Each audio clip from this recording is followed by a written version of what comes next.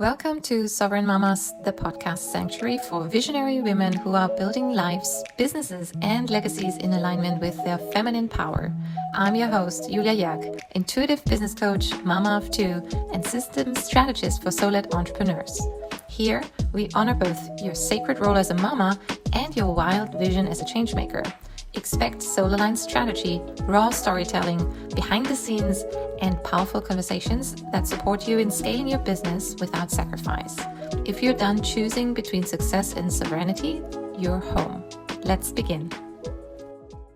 Okay, welcome to the Sovereign Mamas podcast. Today I am sitting here and looking into, if you're watching us here and not only listen to this episode today, you'll see a beautiful background, and we're quite the opposite in the world. Jan, you are in Nicaragua, I'm in Bali. Here it's still the night, you are somewhere in the afternoon and Yes. or more. Yes. Yes. And so this is just another example of how connecting this podcast is, how, across the globe, we all are in the same. It's about the same questions, the same, contemplations, the same challenges, and we're all one, right? So welcome to the show, Jan. And Thank you for having me. I am going to start us off by asking straight away. You have a unique angle and you have a story about you have a chronic disease and you're healing from that, and you moved from Canada to this place that you picked as your new home. How come Nicaragua? How come Nicaragua? Yes. It was, as I said before we started recording, it was where my husband and I chose our wedding destination. We did not want the traditional tropical destination where usually people pick Mexico or something like that. And Nicaragua showed up, and we had a nice intimate wedding of our 28 closest family and friends. And then in 2021, with all of the mandates and everything that was happening in Canada, we decided that it was no longer the country that we wanted to raise our two beautiful children in. And I was a former public educator in the school system, and my husband is a helicopter pilot. So Oh, in wow. October of 2021, we made the decision that Canada was no longer going to be home. And where did we already know that we felt comfortable and left a piece of our hearts 12 years ago? So Oh, we chose Nicaragua, and yeah, in 6 months we had everything planned, house sold in a week, got rid of most of all of our worldly possessions, and we're here in July of 2022. wow. It's fantastic, fantastic. Yeah. That's really good. And you so good. So this is the location, and I truly loved traveling when I was there. I love the nature, the people, the food. Mm. Is this something where you say this was this was the turning point, and now your children are growing up in such a different environment, right? Have you already noticed how your children are changing in a sense of being more open-minded, being, you know, maybe even more. Oh yes, yeah, the fear. My son was going almost mute at school. He was turning in on himself. He was going into a shell, and I was losing my child. And I said, this is not how I want to keep living. So we knew it was going to be an adjustment period. Mhm. But at the beginning, when we first got here, it took baby steps, and it took all of us a little bit of a change. But we knew, okay, there's going to be a growing period. There's going to be a little bit of discomfort, and now it's so natural. We started in an immersion Spanish school, so my kids did go to school here, but we strictly did it just for the grasp of the language. We're French speaking. I was a French immersion teacher, so we just pivoted from French language to Spanish language, and we said in order to be successful and for it to feel less difficult, less challenging, we have to be able to communicate. That has to be number one. So we worked really hard on getting them as fluent as possible to be able to converse with locals when we're out. And in January of this year, we pivoted again to homeschooling. So now we've been homeschooling and unschooling since January. Oh my gosh. Wow, Yeah. so interesting. Okay. So how come, was that always the plan, or did you say we can Um, just? no, it wasn't always the plan. I thought I would get myself into, I had originally thought I would take a break from teaching and just step back for a bit to focus on myself. And I was getting, uh, I went for interviews. I was getting glimmers of potential. There's a lot of pods that pop up around here because there's a lot of transient people that come, people that leave and want just a small option. But the more we kept looking at how our lives were evolving, my husband travels back and forth. So he still works in Canada. I stay here with the kids, but we have a rotation. And we said, in order for us to be able to have that freedom, that flexibility to just leave on a whim, school Mhm. can't be a fixed school schedule can't be a part of it. So we just said, no, we're going to try it not on a rotational option, and it's grown on us. It's given me back a lot of time with my kids that I lost from being a full-time uh, working parent when they were little. Yeah. Okay. So how old are your children again? My children are, my son is 11 and my daughter is 9. Okay. Yeah. That's good. That's, so can you share a little bit of the routine that you have with your children? Like, or is there Yeah, a there's no, routine? there is no, That's the whole point, right? there's, I love it. Like today, this morning, we were in our pajamas until 11 and we just go with it. It depends on different, how the day is. I have different days that are heavier in work calls that I participate in and listening in on Zoom calls. And then we just kind of go with the flow. So if there's things going on, we have a more full day. They do have activities at varying times. Tomorrow they're going to, there's a beautiful resort here that's been doing summer camps for, Mhm. it's winter in Nicaragua, but it's summer everywhere else. And I get to drop them off tomorrow just for the day to go have some time with friends. And yeah, I love the unstructured part's been probably the most challenging for me because I You love. lived with rigid, everything had to be set. And now I'm going, okay, so I just have this, or I love the flexibility of where is it going to take me today? I used to in the past get a little bit nervous being like, oh, I have to be set up and all this and ready to go. And it's like, no, I just take it with me. If I have my phone, if I have my computer, and then I Mhm. can take it with me. So yeah, These structures, they're so like, I feel like can be so stressful. Um, very stressful. Yeah. yeah, if you're really living by that. And I'm always like I've always been torn between um never really the traditional school system in the first place, but Hmm. before the kids were in their school years, I was convinced they're not setting foot in a school building. They're going to be at home unschooling. This was my thing. So I was really looking into how to do this. That was before I turned into a single mom. And then Yeah. childcare somehow became mm, a topic that it was mainly a necessity in the first years when I took my kids and relocated within Thailand. And I always did it like cringing, knowing that I'm doing something so against my nature and my belief, dropping them off, Hmm. having a stranger be around so many hours, and I'm not there when there's some. So I was always like, oh, I can't really get into this feeling that it's okay. And so right now, um, what is it? It's August right now. Yeah, tomorrow Almost August. almost August. And so Close enough. I have my little one. He just turned 6 in May. He has been with me now since beginning of December. And Vincent, who just turned 8 in May too, he's been out of school because of our relocation to Bali. Um, He's been out of school since, yeah, end of May.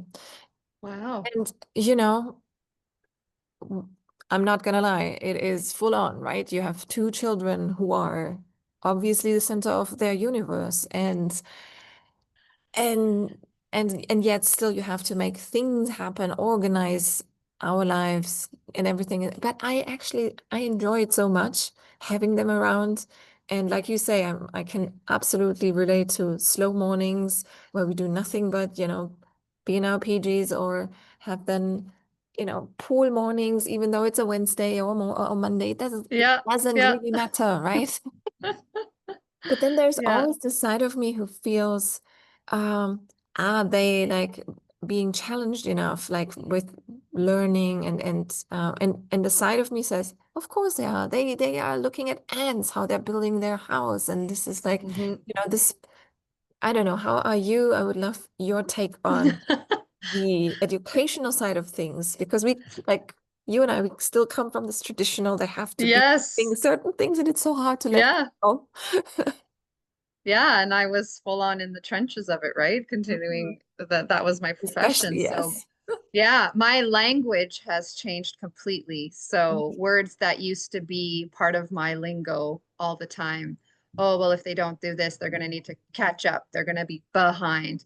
That I don't use that anymore. I'm like, what is behind? To who? Who's saying that these kids are behind? It's all construct. And watching my kids find their own I personal integrity and what they're capable of. And my son, for the first time, he's 2 months in, finally joined a team sport.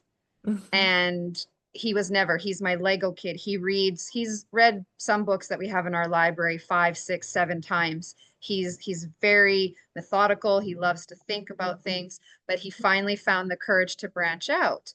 And I've been so proud of him. And Mm. I know the work that we've all been doing as a family has helped with that. He's been seeing me push myself out of my comfort zone and try things too. So it's been so rewarding, so rewarding. Mm. I love that. I love that. And I think you touched on something really important too. When your children are around you 24/7, they get to experience you in such a, yeah, in a more different way than if it's like this. It's a disconnection when you send your children off, Mm. even though yes, it's healthy and we need our space. And I'm also not judging, obviously. I just signed up my children to start in August in this new school here in Bali. That's one of the main reasons why we're here, because there is a school that is very immersed in nature. They're not, there's no classrooms. They are basically in muddy feet the whole day, and Awesome.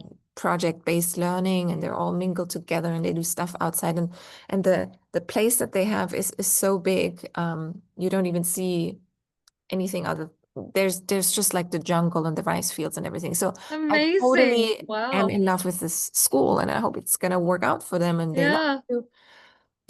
But at the same time, yeah, I do see how children, when they're with you, they grow a sense of resilience, self-management. They see how you manage your life, and so there's this pros and cons having them at home, and maybe it's phases.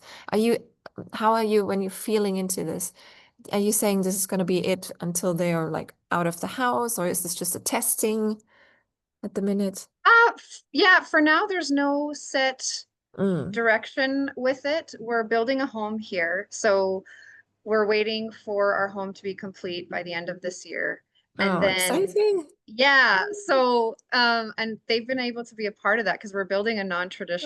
we're building a straw clay house, which is not usually the norm here. Everyone builds with concrete. So that's been a learning experience for my husband and for the kids. We've had worker bees where homeschooling groups have come and helped us.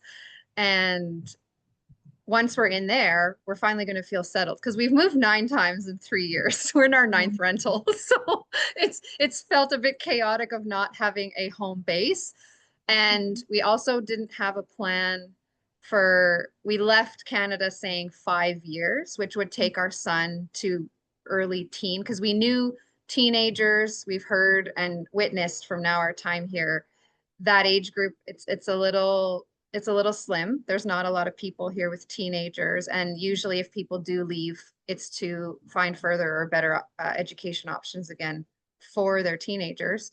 So we're still in like a limbo period. We take it 6 months to a year at a time to see what's going to happen. And I have not had one day. In the beginning, a little bit, I would get, oh, I miss my friends. Oh, I want to go see this person. But now we moved into a neighborhood that has 4 other homeschooling families, and the kids range from 2 to 11, and they just go out in the street. And like right now, they're not here. They're at somebody's house. I don't know where they are. Yeah. And they're just and it's great seeing that interaction with the no limits. So it's temporary. We'll see where it goes, and we'll see what the future brings. Yeah, we do live very similar lifestyles, and Yeah. yes, it's so I wanted to ask a question. The house you're building, is that an earthship? It's not, earth ships can't, we're doing, we use building principles from Canada, because we left Vancouver Island, which was very rainy and wet Oh, almost all of the year.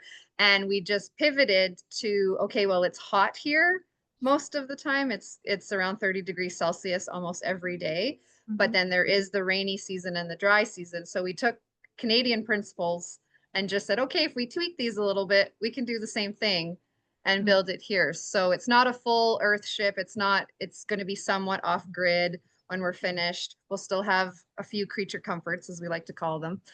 But the walls are fully rice straw with clay. And then when my husband comes back in 2 weeks, we're starting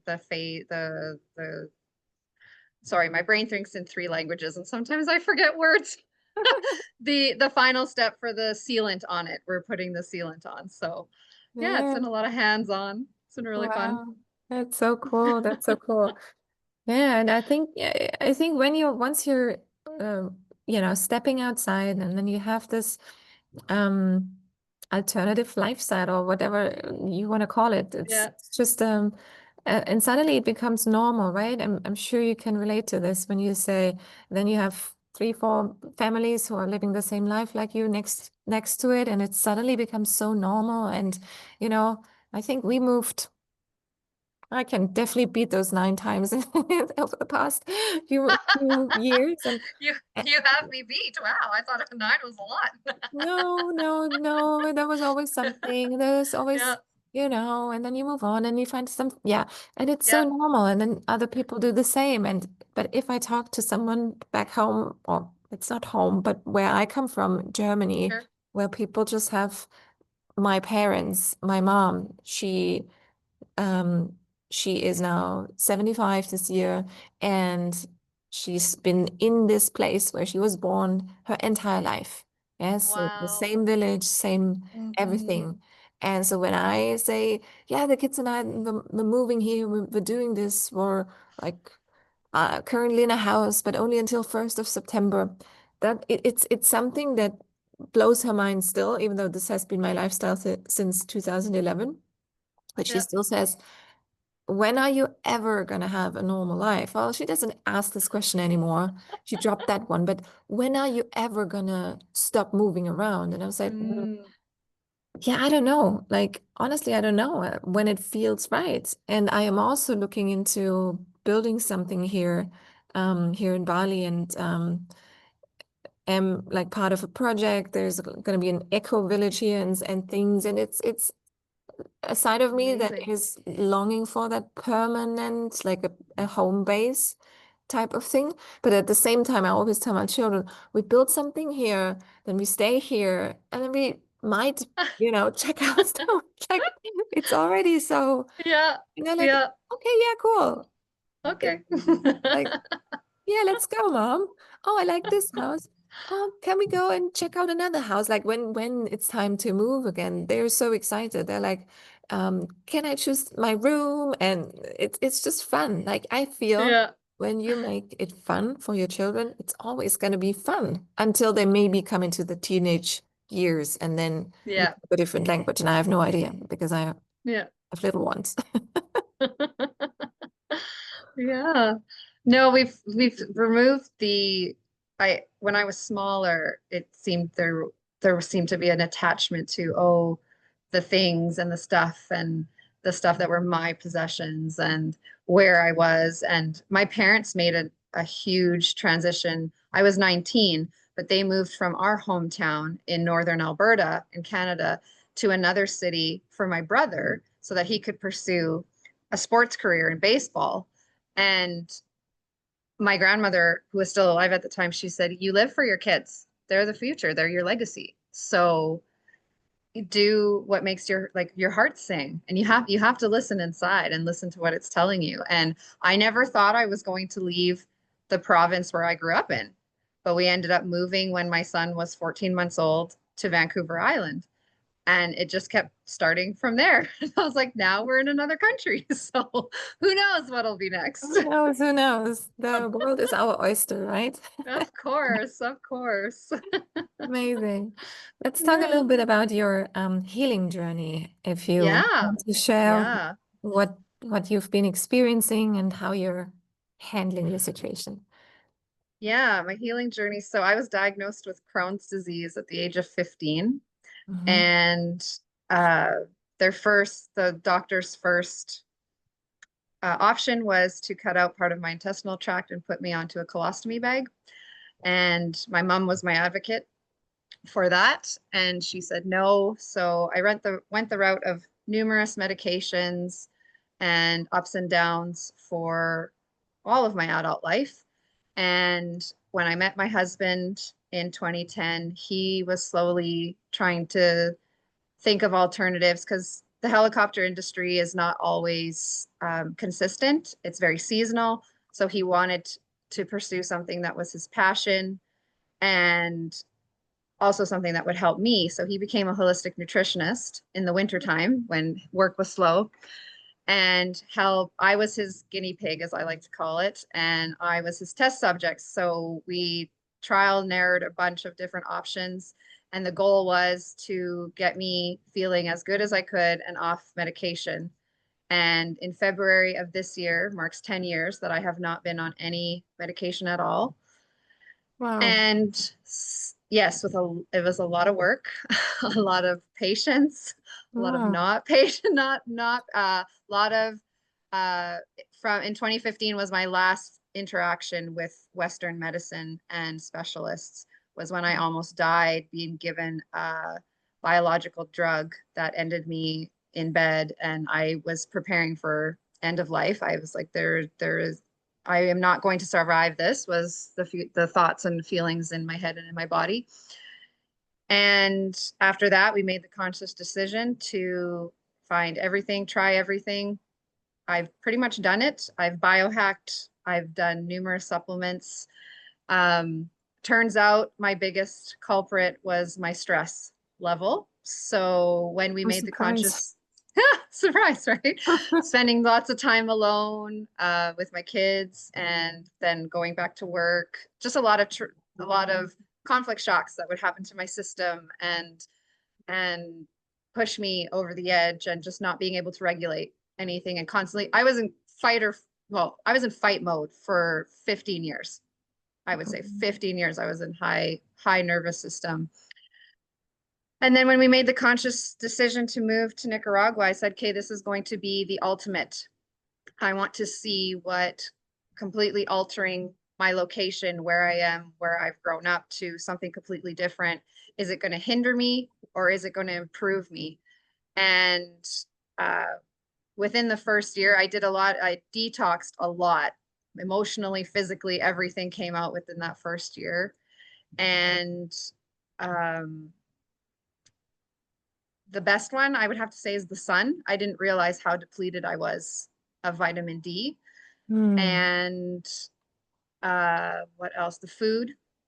Food's a huge source. there still are pesticides and that being used here in Nicaragua, but the ability to eat fresh and to stick to what we have, we don't venture out and eat a lot of stuff that we used to eat because you can't get it here. Berries just don't grow. They grow a little bit of strawberries in the northern part of Nicaragua, but they still don't taste the same as berries that are in the northern hemisphere.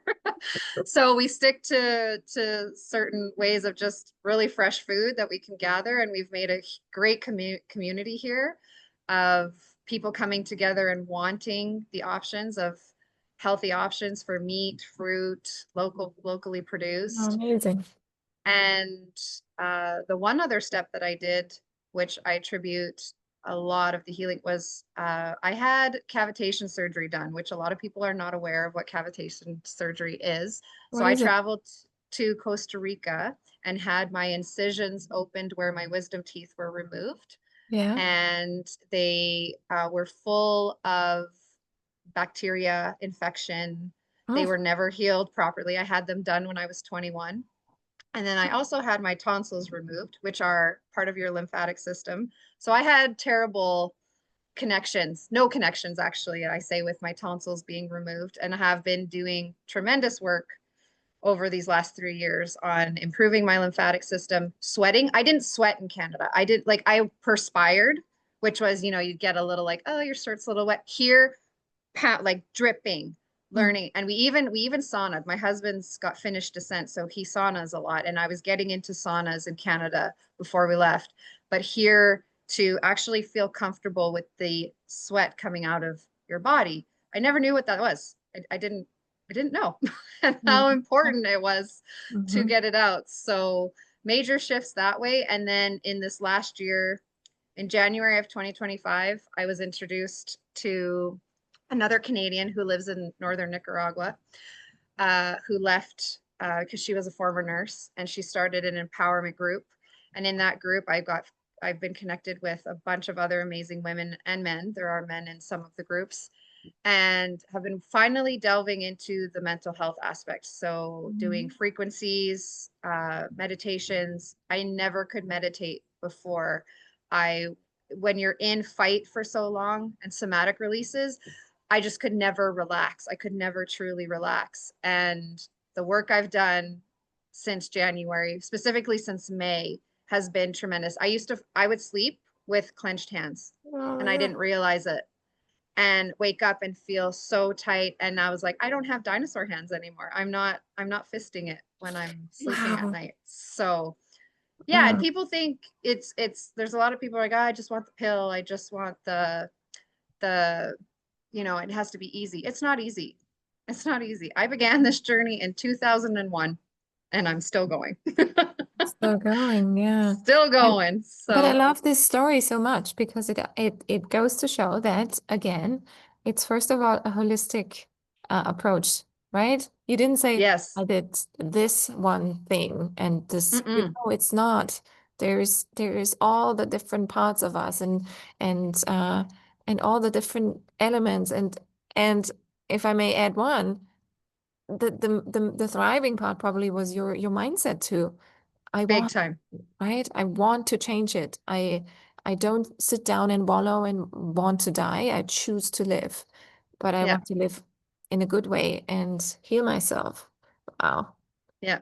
It was So good. 2015 was when I almost left my husband a widow and my son without a mother. I was like, that's not my story. That's not where it ends. It needs to continue. And 10 years later, I turned 40 next month, and I said, I am living the life I couldn't even dream what I'm living right now. It was there somewhere in the dark, deep depths, and I had to do a lot to make it rise to the surface. Congratulations. This is truly, Thank you. truly amazing. And it's so wonderful to hear other encouraging and empowering stories. This personally gives me hope because I am, on a healing journey with my son, where I tap into my intuition and fully like go all in and advocating for his genetic defect. And I still have no idea what's the outcome whatsoever. But each time I hear something and someone say, that, you know, because I've never really resonated with the traditional medicine. It's a little bit like when you are a person who get, how do I put this?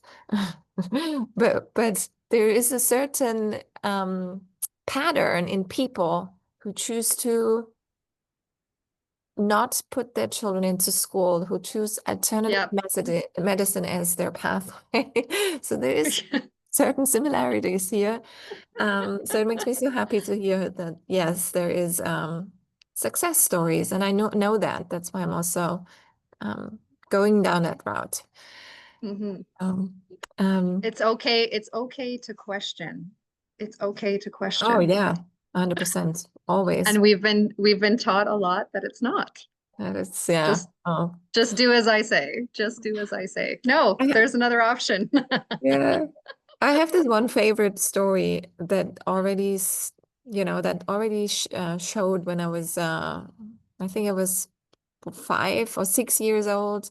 Um, no, I must have been, I was in first grade, so I was 7. And Okay. my mom got a call from my teacher, and he said, okay, your child, um, I have to really complain now because your child is doing the things in her way and she wouldn't listen to my recommendation. And my mother was like, oh my God, what she's done? Tell me. And he's like, no, I'm teaching every child this process in art, in the first Yeah. grade, how to Yeah. hold what's it called? The pencil, the brush, The how to paintbrush. hold the brush in a way so that it makes those sprinkles for this certain outcome of this picture that everyone has to paint. And she wouldn't do it. She says she found her way of doing it and it looks nicer. Uh-huh. She says it looks actually nicer. And this has not that hasn't been like it wasn't the first time, and this has happened before, and this has to stop. And my mom, bless her, she just cracked up on the phone. She was like, thank you for telling me, and I give my child the permission to try it her way. She kind of worded it Amazing. in a way where she Yes. backed me up 100%. And and and she still loves telling the story, and I love hearing it, and I love retelling it because it actually, like, first of all, is shocking how the school system, I mean, there is always obviously other examples, and there are great teachers out there, and there's a new hmm awakening, and there's other fantastic things that go into teacher. My brother is a teacher, so I can't say No, I agree. I it, agree. I it's use all the word the system. I don't go bashing teachers. I'm like, it's the system. it's the system. Ah, yeah, yeah, yeah. I know so many great teachers too, and It's a system. it's the system. It's not. Yeah. We're never attacking people. No, It's the system. no, It's the system. Yeah. the system. But how, That's yeah, beautiful. That's so beautiful how your mom did that, and there was no disrespect to it. no, It was yeah. just acknowledgement and thank you, but there is another way. Yeah, Which is I love it. agree to disagree, right? Agree to Yeah, disagree. exactly. Exactly. No disrespect, just a conversation. Thank you, but no, thank you. Thank you, but no thank you. That's great. Oh, fantastic. Um, I love this conversation so much, and it's yeah, like I said before or when I started this here with you, I kind of, it set the tone for this, that across the globe we are in different countries, but still similar Yeah. situations and connected and have like so many similarities. And this is how I love about Sovereign Mamas and the movement that is growing here, that, wherever you are, and I'm talking to the listeners now, if you are in a space of, maybe hopelessness, or you're stuck somehow, or you are walking your path of sovereignty right now, feeling sometimes unsure, uncertain, then come here and tune into all these fantastic stories that we have here, and see how, it's possible. Like anything is Yes. possible. And yeah, Jan, if you have some words of wisdom at the end of the show, so we can wrap out something that you want the listeners to hear and take away from today. Yeah, go out and find it. If you're not finding it where you are, Mm. go and search for it. It's out there. With the technology that we have, the connections. I found Julia on Threads. It was one post, and I said, oh, I relate to this. So you just never know where the connection might be. And if there's a little bit of hesitation or anxiety, use that fear and say yes instead of no. Say yes.